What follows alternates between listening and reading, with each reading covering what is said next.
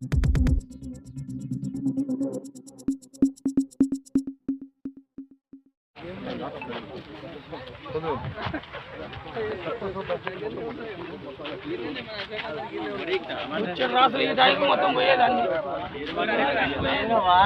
10 లారీలు 20 లారీలు 3 లారీలు కాక రోజు.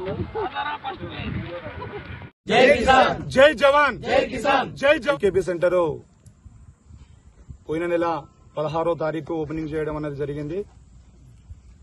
ఐకేపీ సెంటర్ ఓపెనింగ్ అయిన తర్వాత రైతులు పడే ఇబ్బందులను, రైతులు పడే గోసను ఇక్కడ ఉన్నటువంటి కొంతమంది బీఆర్ఎస్ సంబంధించిన కార్యకర్తలు కావచ్చు, కొంతమంది లీడర్లు కావచ్చు, మరి మా రైతులు ఈ విధంగా ఇబ్బంది పడుతున్నారు, మా రైతులు బాధపడుతున్నారు, వడ్లు అన్నది కొనుగోలు సరిగా చేయడం అన్నది లేదు, వడ్లు వేగవంతం చేయడం లేదు అనే ఒక ఆలోచనతోని రైతుల విజ్ఞప్తి మేరకు రైతుల పక్షాన నుండి పోరాడతానని మన రాకేష్ రెడ్డి గారు మన రాజవరం గ్రామానికి మన 29వ తారీఖు రావడం అనేది జరిగింది.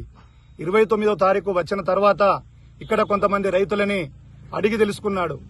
రైతుల కష్టసుఖాలు అడిగి తెలుసుకొని అడిగినప్పుడు రైతులు మా దగ్గరికి లారీలు ఇక్కడికి సరిగా రావడం లేదు, గాలి దుమారం అన్నది పెట్టే అవకాశాలున్నాయి, ఒకవేళ వర్షాలు వచ్చి గాలి దుమారం పెడితే మరి వడ్లు సూత మరి తడిచి మరి మేము నష్టపోయేటట్టు ఉన్నామని మరి రాకేష్ రెడ్డి గారికి కొంతమంది రైతులు తెలియజేసినప్పుడు మరి రైతుల పక్షాన పోరాటం చేయడానికి, ఇక్కడ పార్టీ పరంగా కాదండి, రైతుల పక్షాన పోరాటం చేయడానికి మరి ఎంతో మంది రైతుల పక్షానికి వచ్చి రైతుల దగ్గర నిల్చొని మన స్టేషన్ గన్పూరు నియోజకవర్గ ఎమ్మెల్యే గారు, మా ఎమ్మెల్యే గారండి కడియం శ్రీహరి గారు, మరి సారు గురించి ఎంతో పోరాటం చేసి మరి అహర్నిశలు కష్టపడి సార్ని మేము మరి గెలిపించుకోవడం అనేది జరిగింది. ఆ గెలిపించుకున్న సందర్భంలో ఈ రైతుల బాధని, రైతుల కష్టాన్ని మా ఎమ్మెల్యే సార్ గారికి తెలియజేయాలన్న ఒక ఆలోచనతోని ఒక వినతి పత్రం అన్నది సార్కు అందజేయడం జరిగింది. సార్ మీకు నమస్కారం చేస్తున్నాం, మా వడ్లు అనేది, మా రైతుల వడ్లు అనేది సరిగా పోవడం లేదు, లారీలు ఇక్కడికి సరిగా రావడం లేదు, కొనుగోలు సరిగా వాస్తవంగా జరగడం లేదు అని ఎమ్మెల్యే గారికి ఒక వినతి పత్రం అన్నది అందజేయడం జరిగింది. దేని పక్షాన జరిగింది? రైతుల పక్షాన వినతి పత్రం అందజేయడం జరిగింది. రైతుల పక్షాన వినతి పత్రం అందజేసినప్పుడు ఏ పార్టీ వారైనా, కాంగ్రెసే గాని, బీజేపీ గాని, వాస్తవంగా బీఆర్ఎస్ఏ గాని రైతుల పక్షాన నిలబడి కొట్లాడే వారముగా మనం ఉండాలి. ఇక్కడ పార్టీలను ఉద్దేశించి మాట్లాడుకుంటే మనకు వచ్చేదేం లేదు.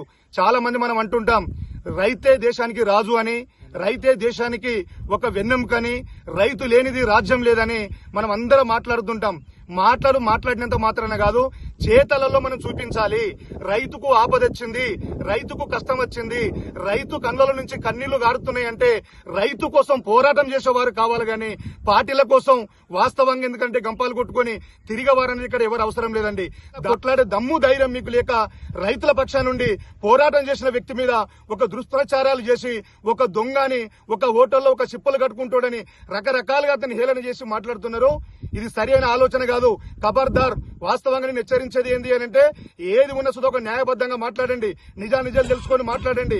కానీ ఈ విధంగా లేని అబండాలేసి ఒక వ్యక్తిని బాధ పెట్టే మాటలు మాట్లాడితే మేము ఊకునేదే లేదు, ఊకోబోమని సుధా ఈ సందర్భంగా నేను 2014లో తెలంగాణ ఫామ్ అయిన తర్వాత రైతులు అనేది ఇబ్బంది పడద్దు, రైతులు బాధపడద్దు, రైతు దేశానికి రాజు కావాలి, రైతే దేశానికి వెన్నెముక కావాలి, రైతు లేనిది రాజ్యం లేదన్న ఒక మంచి సంకల్పంతో ఒక ప్రణాళికబద్ధంగా మా సారు, మా కేసీఆర్, మా జాతిపిత, మా దేవుడు, అతడు వాస్తవంగా మిషన్ కాకతీయ అనే ఒక పథకాన్ని తీసుకువచ్చి, సాగునీరు అనే ఒక పథకాన్ని తీసుకొని వచ్చి కొన్ని లక్షల ఎకరాలకు నీళ్లందించి ఒక రైతు కళ్ళల్లో కన్నీరు గారిన ఆ రోజులలో నా రైతు కంట్లో నేను సంతోషం చూడాలి, వాళ్ళ ఇంట్లో నేను ఆనందం చూడాలన్న ఒక మంచి సంకల్పంతో మిషన్ కాకతీయ పథకం పెట్టి లక్షల ఎకరాలకు సాగునీరు అందించినందుకు కేసీఆర్ తప్పు చేసిండండి.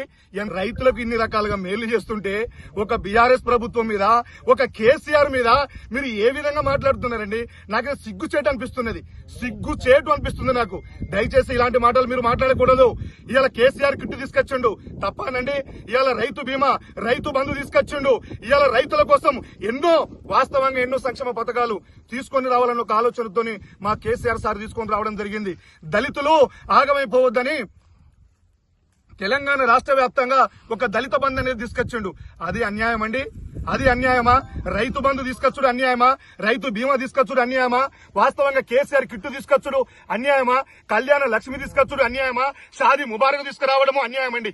ఇన్ని రకాల పథకాలు తీసుకొస్తే మీ కళ్ళకు అవ్వడతలేవండి, మీ కళ్ళు మూసుకపోయినాయండి. ఒక్కసారి మీరు అర్థం చేయండి. బూతులు మాట్లాడాలంటే మీకన్నా ఎక్కువ మాట్లాడతామండి. కానీ మేము మానవత్వం ఉన్నోళ్ళం, మనసు ఉన్నోళ్ళం కాబట్టి మా నాయకుడు మాకు అది నేర్పలేండి. మా కేసీఆర్ గారు మా నాయకుడు అది నేర్పలే. ఒక డిప్యూటీ సీఎం అండి, ఒక డిప్యూటీ సీఎం ను పట్టుకొని, డాక్టర్ రాజయ్య గారిని పట్టుకొని, మా ఎమ్మెల్యేని పట్టుకొని ఇవ్వానండి మీరు మాట్లాడేది? మీ స్థాయికి మించిన మాటలు మాట్లాడుతున్నారు. దయచేసి ఖబర్దార్, మిమ్మల్ని హెచ్చరిస్తున్నాం. నీ స్థాయి ఏందో నువ్వు గుర్తుంచుకో. నీ స్థాయి తగ్గట్టు మాట్లాడు. స్థాయిని మించి మాట్లాడితే మేము ఊరుకునేది లేదు.